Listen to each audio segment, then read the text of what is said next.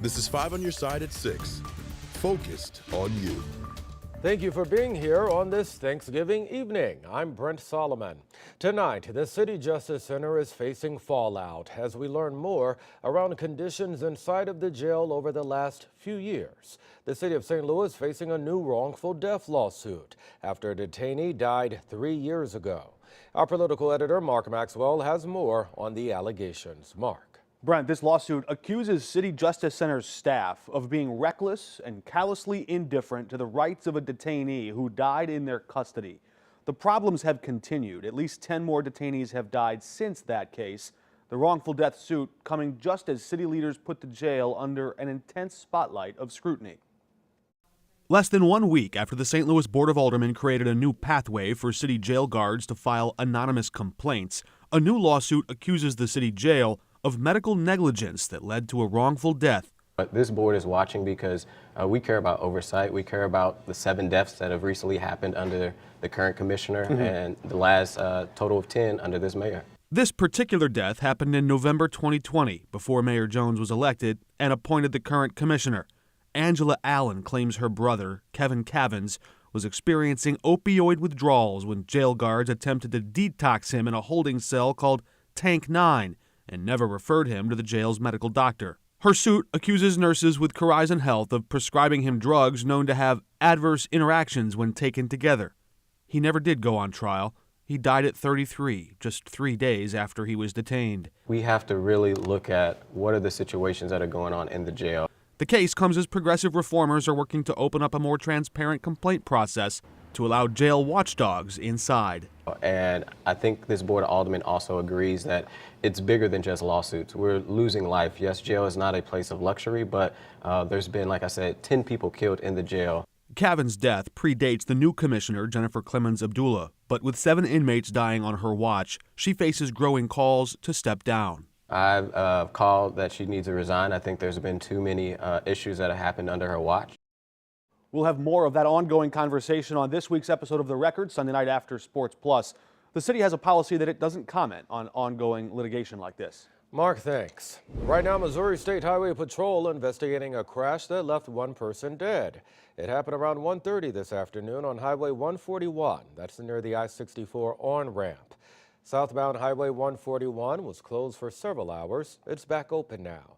The victim has not been identified. Time now for your weather first forecast. Meteorologist Gary Frank tracking the very latest for us. We're expecting a bit of a cool down, Gary.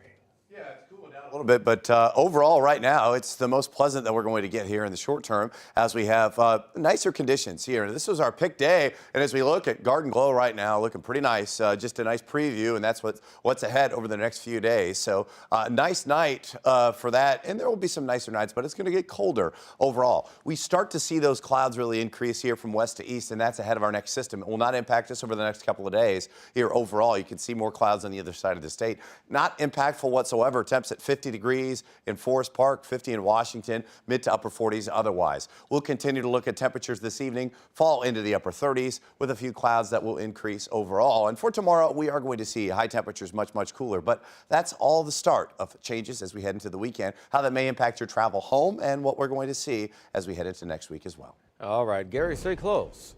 Right now, dogs all across the country are coming down with a mystery illness. The timing couldn't be worse as many pets are boarded over the holiday.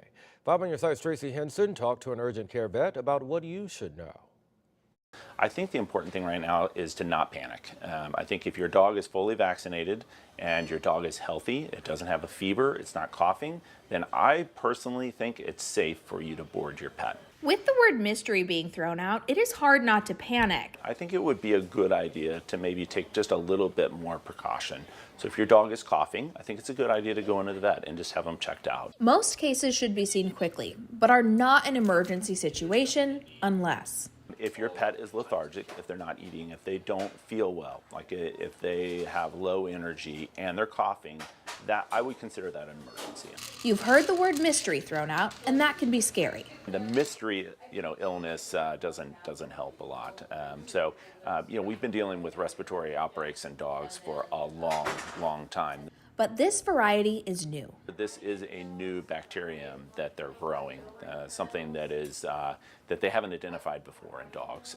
Vets are treating the bacteria with doxycycline. They're just not sure how effective it is. Because it's too small of an organism, it just doesn't grow on a petri dish very well.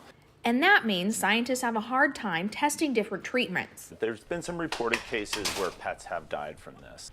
A very limited group. Currently, the illness has only been found in dogs. Tracy Hinson, 5 on your side. And some of those cases have been reported in Illinois. We have more information on our website for you at ksdk.com.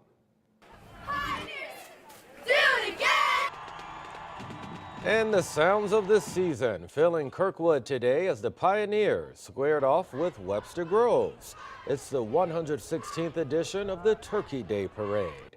While this year's game was filled with big hits, long touchdowns, and more than a couple of flags, it still holds special meaning to many in the community, including one man who is taking part in the game for his 44th and final time. 5 on your side's Holden Kerwicki with this report. Thanksgiving Day usually features a turkey, some stuffing, and maybe even a roll. But in the communities of Kirkwood and Webster Groves, that's served with a side of football. Most of the people I know, at least in Kirkwood, they don't start eating until after this game's over. Though the sights and sounds inside EL Lions Memorial Stadium may be a bit different from your typical holiday tradition. You don't see much like this, so I mean, it's just amazing to watch. Let's go! For 116 years, Turkey Day has tied these schools and their communities together. Everybody from all different types of graduation years come out, and they just come out to support the football team. The oldest rivalry west of the Mississippi. Yeah, we've come every year. I think I've been here for 22 years, and I don't think I've missed any of them. For the past 44 years, referee Bart Castelli has had a front row seat to multiple underdog upsets. To have this atmosphere after 116 years, to work this type of game, these two communities, it is an honor for us to be out here. As he calls his final game before heading off into retirement. Just cannot say anything more about the coaches that I've worked for, the kids that I've officiated. It's all about them. He's doing so with the sounds of the Frisco Bell ringing behind him. We don't play unless we got guys like that, man. I remember him reffing some of my games in high school. You know, I got a chance to talk to him and just thank him for, you know, what he's done and helping, you know, kind of be a pioneer to recruit refs and kind of lay the foundation of refereeing. And of course, Kirkwood will be keeping the Frisco Bell another year thanks to the 65-13 win. That bell has now called Kirkwood home for the past decade.